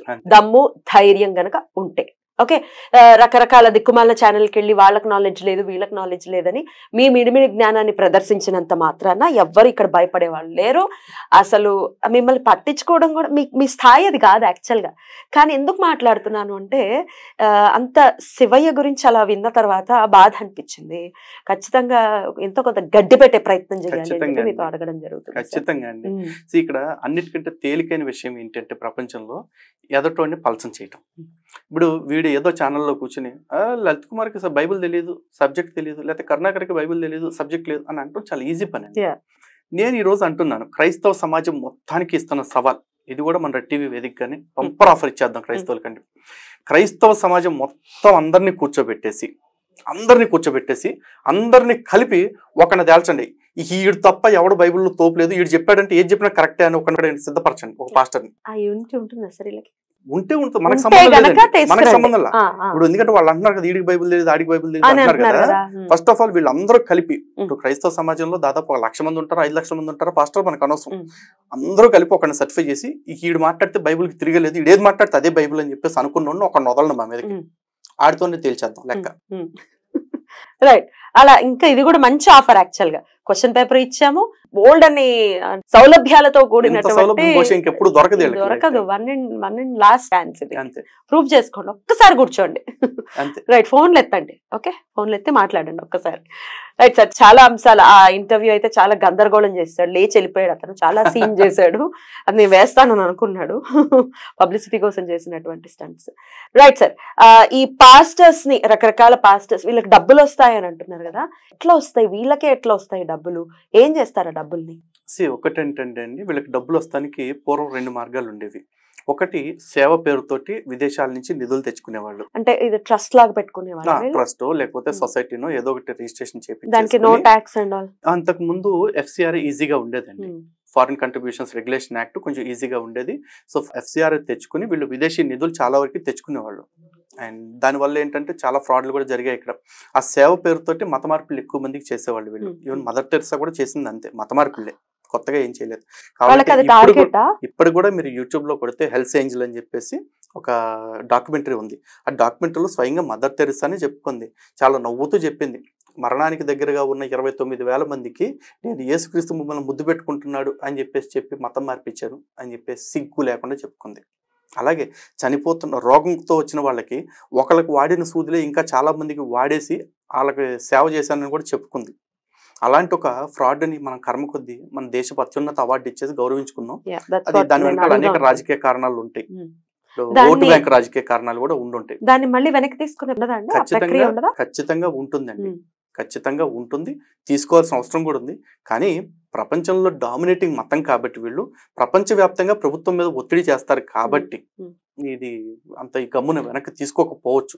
కానీ ఆ ఫ్రాడ్ అని చెప్పడానికి ఎటువంటి సందేహం నాకైతే లేదు. ఎందుకంటే నిజంగా ఈ దేశపు అత్యున్నత అవార్డు ఇవ్వాలి అనుకుంటే మన ఆంధ్ర రాష్ట్రంలో చూసుకుంటే డొక్కా సీతమ్మ తల్లి ఉన్నారు, ఆవిడకి ఇవ్వచ్చు. ఎందుకంటే నిస్వార్థంగా సేవ చేసింది. ఆ రోజుల్లోనే ఎటువంటి సోషల్ మీడియాలు లేని రోజుల్లోనే బ్రిటిష్ రాజు తన పట్టాభిషేకానికి ఆవిడ రావాలని కోరుకున్నాడంటే ఎంత గొప్ప మానవతావాది అయి ఉండొచ్చు ఆవిడ. అండ్ మోరోవర్ మానవత్వం గురించి మన కర్మ ఏంటంటే మన దేశంలో స్వార్థంతో ఎటువంటి స్వార్థం లేకుండా ఎంతో సేవ చేసిన వాళ్ళు మహాత్ములు ఎంతమంది ఉంటే విదేశాల నుంచి ఇక్కడికి వచ్చేసి మత వ్యాపారం చేసుకున్న దగ్గర మనం మానవత్వం నేర్చుకున్నాం అనే ముద్ర పడుతున్నాం. ఎందుకంటే దౌర్భాగ్యం బహుశా మనకి ఏమీ ఉండదండి. ఇలా సేవ పేరుతో చాలా మంది నిధులు తెచ్చుకున్నారు. ఇంకొంతమంది డైరెక్ట్ గా మత ప్రచారము మత వ్యాపారం పేరుతోటి బోల్డ్ అంత డబ్బులు తెచ్చుకున్నారు. ఈ రోజు కూడా జాషువా ప్రాజెక్ట్ లాంటి సంస్థలు కావచ్చు, ఆపరేషన్ మొబిలైజేషన్ లాంటి టీమ్స్ కావచ్చు, ఇంకా ఎన్నో సంస్థలు చర్చ్ ప్లాంటేషన్ కోసం భారతదేశానికి ఇబ్బడి ముప్పడిగా నిధులు ఇస్తా ఉన్నాయి. అఫీషియల్ గా వాళ్ళ వెబ్సైట్ లోనే పెట్టేసుకుంటున్నారు వాళ్ళ గురించి. ఇదంతా కూడా ఒకటి.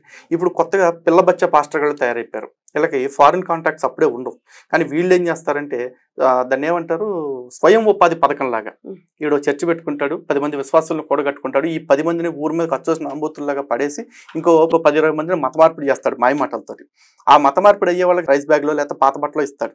వాళ్ళు మతం మారిపోయిన తర్వాత వాళ్ళు అడుగు తెచ్చుకుని 100 రూపాయలు సంపాదించుకుని తెచ్చుకుంటే అందులోంచి దశం భాగం 10% తీసుకుంటాడు. 10% వాడు 1000 రూపాయలు సంపాదించుకొస్తే దానిలోంచి 100 రూపాయలు తింటాడు. సో అలా ఎంతమందిని విశ్వాసాలను పెంచుకుంటే వాడికి అంత లాభం. కాబట్టి సర్వైవ్ అవుతారండి. కాబట్టి ఇప్పుడు ఏంటంటే వాడికి విదేశీ డబ్బులతో పని లేదు. ఈ చుట్టుపక్కల ఉన్న వాళ్ళని మత మార్పిడి చేసుకుంటే మాయ మాటలతో నయాన్నో భయాన్నో మత మార్పిడి చేసుకుంటే వాడికి బోల్ డబ్బులు వస్తాయి. కాబట్టి వీలైనంత మందిని మత మార్పిడి చేయాలని చూస్తున్నారు. వీళ్ళందరూ కలిపి మత మార్పిడికి చేసే ప్రయత్నం ఏంటి తెలుసా, బ్రాహ్మలు మిమ్మల్ని అందరినీ కూడా దోచుకు తినేస్తున్నారు, బాపనోళ్ళు మీకు ఆ పూజలని ఈ వ్రతాలని లేకపోతే ఈ శుభకార్యాలని చెప్పి డబ్బులు తినేస్తున్నారు అని చెప్పేసి అంటారు. ఈ యదవలకు అర్థం కావాల్సింది ఏంటంటే, ఏ బ్రాహ్మడు గుడికి వెళ్తే అర్చకుడు ఎవ్వరూ కూడా నీ శటకోపం పెట్టాలంటే 100 ఇస్తేనే పెడతా అని అండు, నీ గోత్రనామాలు చెప్పాలంటే 1000 ఇస్తేనే చేస్తా అని అండు. గొంతు చించుకుని పొద్దున్న నుంచి సాయంత్రం దాకా గొంతు పోయేదాకా మంత్రాలు చదువుతూనే కానీ వాళ్ళు నా గొంతు పోతుందని ఆలోచించరు. అరే నా మంత్రం లోకా సంస్థ సుఖినోభవంతను కోరుకుంటుందా లేదా అనుకుని చేస్తాడు. అంత కష్టపడి చేసిన ఆయనకి మన ఇష్టపూర్వకంగా మనం ఇస్తాం. రూపాయి వేసేవాళ్ళు ఉన్నారు, 10 రూపాయలు వేసేవాళ్ళు ఉన్నారు, 100 వేసేవాళ్ళు ఉన్నారు, అసలు ఏమి వేయకుండా వెళ్ళేవాళ్ళు కూడా ఉన్నారు. కానీ ఎంత వస్తుందన్న దాంతో నిమిత్తం లేకుండా వాళ్ళ పనులు చేస్తానే ఉన్నారు కదా. అలాగే పౌరోహిత్యం చేసేవాళ్ళు ఉంటారు, పెళ్లిళ్ళు చేస్తారు. పెళ్లి చేస్తే ఒకడు 10 లక్షలు ఖర్చు పెడతాడండి. 10 లక్షలు ఖర్చు పెడితే పురోహితుడికి ఇచ్చేది ఎంత, 10,000 ఉంటుంది, 15,000 లేకపోతే 20,000 వేసుకోండి, 20,000. 10 లక్షల్లో 20,000 ఎన్నో ఉందండి. మిగతా 9,80,000 దేనికి ఖర్చు పెడుతున్నాడు, వాళ్ళ బంధువుల కోసం లేదా వాళ్ళ బంధువులకి గిఫ్ట్లు ఇచ్చుకోవటం కోసం. ఈ డబ్బులన్నీ ఎవరికి వెళ్తున్నాయి, మళ్ళీ క్యాటరింగ్ చేసే వాళ్ళకి వెళ్తున్నాయి, షామియానాలు వేసే వాళ్ళకి వెళ్తున్నాయి, అవును. పెళ్లికి కావాల్సిన సంబరాలు వాళ్ళకి. సమకూర్చే వాళ్ళకి, పూల వాళ్ళకి, మేళాల వాళ్ళకి అన్ని వెళ్తున్నాయి కదా. ఫోటోగ్రాఫ్ అందరికి వెళ్తున్నాయి. అందులో ఎన్ని కులాల వాళ్ళు ఉన్నారు, వాళ్ళందరూ బాగుపడతలేదా? అందరూ బ్రతకట్లేదా? పూజారికి 20,000 ఇస్తే ఫోటోగ్రాఫర్కి 2 లక్షలు 3 లక్షలు ఇస్తున్న సందర్భాలు కూడా ఉన్నాయి. ఉన్నాయి. మరి ఫోటోగ్రాఫర్లు అందరూ వాళ్ళ స్వార్థం కోసం పెళ్లిళ్ళు అనేది పెంచారని ఎవడన్నా అంటున్నారా? అనట్లేదు. Yeah. సంభవ్ మార్కెట్ లోకి వాళ్ళ దగ్గర ఉన్న డబ్బులు బ్లాక్ అయిపోకుండా రొటేషన్ లోకి వస్తున్నాయా, రావట్లేదా? సో దీనివల్ల ఎకానమీ బాగుంటుందా, బాగోట్లేదా? ఒకటి. రెండోది, ఈ సోషల్ ఇంజనీరింగ్ ఎట్లా ఉంటుందంటే, ఇట్లాంటి సందర్భాలు వచ్చినప్పుడు బంధువులందరినీ పిలిచి చేసుకోవటం వల్ల బంధువుల మధ్య, మిత్రుల మధ్య ఉన్న ఆప్యాయతలు, బంధాలు పెరుగుతున్నాయిగా. దీనివల్ల నష్టం ఏంటి? సోషల్ రిలేషన్స్ బాగుంటున్నాయి కదా, హ్యూమన్ రిలేషన్స్ పెరుగుతున్నాయి కదా. మరి ఇవన్నీ ఒక కులం వాళ్ళు ఏదో కావాలని కుట్రపూరితంగా చేశారు అంటే తప్పుడు ప్రచారం ఎందుకు చేస్తున్నారు? కుట్రపూరితంగా దోచుకుంటుంది, దశంభాగం లెక్కగట్టి ఇవ్వాల్సిందే అంటుంది వీళ్ళు. దశంభాగం ఖచ్చితంగా దశంభాగం ఇవ్వాలండి. దశంభాగం ఇవ్వకపోతే అడుగుతారా వాళ్ళు? మీరు చూడండి, ఒక పాస్టర్, ఒక లేడీ, ఒక ఆవిడ ఉన్నారు, అనుపమ. ఎస్, అనుపమ. ఆవిడ ఒకసారి వీడియో పెట్టారు. దశంభాగాలు ఇవ్వమంటే కొంతమంది ఏడుస్తూ ఉంటారు, మాకు కాళ్ళు నొప్పులు వచ్చినాయి, కీళ్ళు నొప్పులు వచ్చినాయి, కష్టాలు వచ్చినాయి. నీకు కష్టాలు వస్తే ఇంట్లో కూర్చుని, బాత్రూంలో కూర్చున్నాడు, బెడ్రూమ్లో కూర్చుని ఏడు, కానీ దశంభాగాలు తీసి సావు, నీ దశంభాగా తీసి సావు, ఇట్లాగే అనింది ఆవిడ. కానీ నీ దశంభాగాలు తీయకుండా దేవుడా నా కష్టాలు పోవాలంటే ఎందుకు పోతాయి, పోవు అని చెప్పేసి అంతే డైరెక్ట్ గా చెప్పింది. ఇంకో పాస్టర్ ఉన్నాడు, ఎడ్వర్డ్ విలియం కుంటాం అని చెప్పేసి, ఆయన అయితే లెక్క కట్టి దశంభాగం అంటే 10% అని ఎవరు చెప్పాడు, మొత్తం కలిపి లెక్క కడితే 23.3% వస్తుంది. పెంచాడు. నేను పేర్లు కూడా ఓపెన్ గా చెప్తున్నా, ఎవరు అన్నారు అనేది కూడా. 23.3% లెక్క కట్టి మాకు ఇవ్వాల్సిందే అని చెప్పేసి అడిగాడు. అలాగే ఇస్తారండి వీళ్ళు? లేదు, 10% అందరూ ఇస్తారండి కానుకల రూపంలో. మొన్న జఫన్యా శాస్త్రి వైజాగ్ లో పాస్టర్ ఉంటాడు, అతను కూడా చెప్తున్నాడు దశంభాగం అంటే దశంభాగం ఇవ్వాల్సిందే అని చెప్పేసి క్లియర్ గా చెప్పాడు. తినండి, తినకపోండి, చచ్చిపోండి, ఏమైనా చేసుకోండి, దశంభాగం ఇచ్చి దేవుడి దగ్గర నుంచి మీరు ఎదురు చూడండి. దశంభాగం ఇవ్వకుండా దేవుడా నాకు ఇచ్చేయి అంటే దేవుడు చేయడు అని చెప్పేసి ఓపెన్ గా చెప్తున్నారు. ఎవరు చెప్పండి ఇప్పుడు సామాజిక స్మగ్లర్లు, ఆధ్యాత్మిక స్మగ్లర్లు ఎవరో చెప్పండి. దీనికి కూడా మీరు సమాధానం చెప్పాల్సి ఉంటుంది. బై ది వై అన్ని ప్రశ్నలేనండి, సమాధానాలు రావు, ఏమి రావు. అదే రావు. ఎట్లాంటి రియాక్షన్ వస్తుందో చూద్దాం. మళ్ళీ మీరు ఒకవేళ రియాక్షన్ మన ఛానల్ ఇస్తే బెటర్ గా ఉంటుంది, వేరే ఛానల్స్ లో ఇస్తే ఒకవేళ మాకు అంటపడితే మళ్ళీ పెడతాం. మన ఛానల్ అయితే ప్రస్తుతానికి 2 డిబేట్ అంశాలు ఇచ్చారు. అది క్వశ్చన్ పేపర్ కూడా ముందే లీక్ చేశారు. ఆన్సర్ ప్రిపేర్ అయిపోయి 2 నెలల టైం తీసుకుంటారా, 2 నెలల టైం తీసుకుంటారా, 2 రోజులకే వస్తారా? ఇక్కడే ఉన్నాం మేము. We are not going anywhere. Right sir, ఇంకొక అంశము, టిటిడి చైర్మన్, కొత్త చైర్మన్ బిఆర్ నాయుడు గారు, ఆయన ఎంపిక అవ్వడం జరిగింది. అయితే ఆయన తీసుకున్నటువంటి మొదటి డెసిషన్ ఎటువంటి పరిస్థితుల్లో తిరుమలలో అన్య మతస్థులకి, అంటే ఉద్యోగాలు చేస్తున్న వాళ్ళు ఆ ఉద్యోగాలు తీయరు, తిరుపతిలో వేస్తారు తప్ప తిరుమలలో ఉండదు, కొండ మీద చేయడానికి వీలు లేదు అని ఒక నిర్ణయం తీసుకోవడం జరిగింది. దీన్ని ఎట్లా చూస్తారు? 100% దీన్ని మేము స్వాగతిస్తున్నామండి. కారణం ఏంటంటే, ఇప్పటి వరకు అట్లీస్ట్ చేస్తారా చేయరా సెకండరీ, చేస్తారా అనే దాని మీద నాకైతే 100% నమ్మకం అయితే లేదు. చేయలేరంటారా? ఎందుకంటే రాజకీయ శక్తులు ఉన్నాయండి ఇంకా అక్కడ. అలాగే ఉద్యోగ సంఘాల రూపంలో, ఎందుకంటే 44 మంది ఉద్యోగస్తుల్ని తొలగించాలి అని చెప్పేసి అప్పట్లో ఉన్న చీఫ్ సెక్రటరీ గారు ఆర్డర్ కూడా ఇవ్వటం జరిగింది. ఆ ఇచ్చిన దాని మీద హైకోర్టులోకి వెళ్ళి స్టే తీసుకొచ్చారు. ఆ స్టే ఇప్పటికీ కొనసాగుతూనే ఉంది. ఆ 44 మంది అన్యమత ఉద్యోగస్తుల్ని తొలగించాలి అని చెప్పేసి. అలా ఎందుకంటే ఆ కమ్యూనిస్ట్ ఉద్యోగ సంఘాలు కొన్ని అక్కడ ఉన్నాయి కదా, వాళ్ళు ఫైట్ చేస్తున్నారు వాళ్ళ తరఫున. ఇప్పుడు తొలగించడం కాదు కదా, మేము గత 8 ఏళ్ల నుంచి అడుగుతుంది కూడా వాళ్ళు తొలగించాలని కాదండి, వేరే డిపార్ట్మెంట్లకు బదిలీ చేయమని అడుగుతున్నాం. ఎందుకంటే మేము మనుషులమే, హిందువులు ఫస్ట్ ఆలోచించేది మానవత్వం గురించి. మేము అంటుంది ఏంటి, వాళ్ళందరినీ వేరే డిపార్ట్మెంట్స్ కి పంపించండి, ఇక్కడే ఉండి అన్నెసరీ ఫ్రిక్షన్ వద్దు. ఎందుకంటే వాళ్ళకి మన దేవుడి మీద విశ్వాసం లేదు, మన దేవుడి ప్రసాదాలను వాళ్ళు తినరు. అలాంటి వాళ్ళు ఇక్కడ మేము వద్దు అంటున్నా కూడా ఇక్కడే ఉంటాము అని పట్టుబడుతున్నారు అంటే మా అనుమానాలు ఇంకా పెరుగుతున్నాయి. చీపు అన్నా కూడా అదే చూరు పట్టుకుని వేలాడుతున్నారంటే వాళ్ళు ఏమనాలి? ఇంకా భయాలు ఉండవా మాకు? ఎందుకంటే వాళ్ళు చూస్తున్నారు కదా, ఒకడేమో విగ్రహాలను పగలగొడతాడు, ఇంకోడేమో విగ్రహాలని రాళ్ళు సైతాన్లు అంటాడు. గతంలో ఒక పాస్టర్ మొండితోక సుధాకర్ అనేవాడు, మొండితోక సుధీర్ అనేవాడు కొండ పైకి వెళ్ళి డైరెక్ట్ గా వెంకటేశ్వర స్వామి వారి కోవెల్ని చూపిస్తూ, ఈ కోవెల్లో ఇప్పుడున్న రాయిని తొందరలోనే తొలగించేస్తే ఇక్కడ సైతాన్ని తీసేసి శిలువను ప్రతిష్ఠిస్తామని మాట్లాడాడు వాడు. అలాంటి మతానికి సంబంధించిన ఉద్యోగస్తులు అక్కడ ఉంటే మా భయాలు మాకు ఉంటాయి. మేము అందుకే వాళ్ళు తప్పించమని అడుగుతున్నాం, తప్పించి వేరే డిపార్ట్మెంట్స్కి పంపించండి అని అడుగుతున్నాం. కానీ వాళ్ళు పోవట్లేదు. దాంతో మా అనుమానాలు ఇంకా పెరుగుతున్నాయి. ఇప్పుడు అట్లీస్ట్ టీటీడీ చైర్మన్గా ప్రమాణ స్వీకారం చేయబోతున్న బిఆర్ నాయుడు గారు ఒక స్టేట్మెంట్ ఇచ్చారు. ఇది హిందువుల క్షేత్రము, ఇక్కడ హిందువులు మాత్రమే ఉండాలి అని చెప్పేసి అన్నారు. విల్ వెయిట్ అండ్ సీ కొంతకాలం. 100% వారి ఆలోచనలో అయితే చిత్తశుద్ధి ఉంది. మరి ఆచరణలో ఏ విధంగా ఉంటుంది అనేది, సాధ్యాసాధ్యాలు ఏంటి అనేది కాలం నిర్ణయించాలి. ఇప్పుడే తొందరపడిపోయి మేము అప్రిసియేషన్ ఇచ్చేసి తర్వాత మీరు చేయట్లేదని మేము బాధపడటం ఇదంతా అవసరం లేదు. అయితే ఎంఐఎం పార్టీ నుంచి వాళ్ళు స్పందన ఏంటి అంటే, వక్ఫ్ బోర్డ్ ఏదైతే ఉందో దాన్ని ప్రస్తావిస్తూ ఆయన కొన్ని మాటలు మాట్లాడటం జరిగింది, మీ దృష్టికి వచ్చి ఉంటుంది. అయితే ఈ వక్ఫ్ బోర్డ్ ఏదైతే ఉందో ఆ ముస్లిమ్స్ కి గవర్నమెంట్ ఇస్తూ ఉంటుంది డబ్బులు కదా. ఇక్కడ టీటీడీ గవర్నమెంట్ దగ్గరికి వచ్చేస్తే టీటీడీయే గవర్నమెంట్ కి ఇస్తుంది హిందువుల డబ్బులు అన్ని కూడా. Who are you to decide నువ్వు ఎవరికి ఇవ్వాలో ఎవరికి ఇవ్వద్దు నువ్వెవడో చెప్పడానికి అంటే దానికి ఆన్సర్ ఏంటి సార్? ఈ అసదుద్దీన్ ఓవైసీ కూడా ఏదో వాగాడు మొన్న, వక్ఫ్ బోర్డ్ లో నాన్ ముస్లిమ్స్ చాలా మంది పనిచేస్తున్నారు కదా, అలాంటప్పుడు టీటీడీలో మాత్రం హిందువులే పనిచేయాలని నువ్వు ఎట్లా అంటావు అని చెప్పేసి చైర్మన్ గారిని క్వశ్చన్ చేస్తా ఉన్నాడు. చైర్మన్ గారు కూడా చాలా పర్ఫెక్ట్ ఆన్సర్ చెప్పారు. వక్ఫ్ బోర్డ్ కి దీనికి పోలికేంటి, వక్ఫ్ బోర్డ్ అనేది it's just real estate company అని చెప్పేసి ఒక మాట అన్నారు బిఆర్ నాయుడు గారు. నిజానికి నాయుడు గారు కొంచెం పొలిటికల్ లింక్స్ అవి ఉన్నాయి కాబట్టి, ఒక బాధ్యతయుతమైన పదవిలో ఉన్నారు కాబట్టి ఆయన ఒక స్థాయికి మించి మాట్లాడలేరు కాబట్టి రియల్ ఎస్టేట్ కంపెనీ అనే మాట మాట్లాడారు. నేను అంటున్నది రియల్ ఎస్టేట్ కంపెనీ కూడా కాదండి, ఒక భూ కబ్జా కోర్ కంపెనీ అనాలి. ఎందుకంటే కనపడ్డ స్థలం వల్ల చూసి ఇది వక్ఫ్ బోర్డ్ ప్రాపర్టీ అని బోర్డులు పెడతాం. చివరికి అంబానీ గారు ఎంతో ముచ్చటపాటు కట్టుకున్న ఆంటీలియా విషయంలో కూడా ఈ స్థలం వక్ఫ్ బోర్డుది అని చెప్పేసి అంటా ఉన్నారు. ఇక్కడ తిరుచెందూరు అని ఒక విలేజ్ ఉంది తమిళనాడులో. ఆ విలేజ్ మొత్తం ఆ గుడి కట్టి దాదాపు 1500 సంవత్సరాల నాటి గుడి అది, అక్కడ సుబ్రహ్మణ్య స్వామి గుడి. ఈ మతం పుట్టే 1400 సంవత్సరాలు. వీళ్ళు వచ్చేసి ఈ ఊరంతా కూడా వక్ఫ్ బోర్డు అని చెప్పేసి క్లెయిమ్ చేసుకుంటా ఉన్నారు. అంటే ఎర్రచీర కట్టుకుందల్లా నా పెళ్ళమే అని అన్నాడు వెనక్కోవడం అని చెప్పి సామెత ఉంది. అలాగే ఖాళీ స్థలం కనపడ్డా లేకపోతే ఏదన్నా స్థలం వీళ్ళకి నచ్చిన ప్రతిదీ వక్ఫ్ బోర్డుది అని చెప్పేసి నాటకాలు వేస్తా ఉన్నారు. మరి ఇలాంటి సంస్థని కబ్జాకోర్ సంస్థానికి ఇంకేమనాలి చెప్పండి. ఈవెన్ నిన్న ఇక్కడ హైదరాబాద్ లో చూసుకుంటే కొన్ని ఏరియాస్ ని మొత్తం కాలనీ మాదే అని క్లెయిమ్ చేస్తా ఉన్నారు.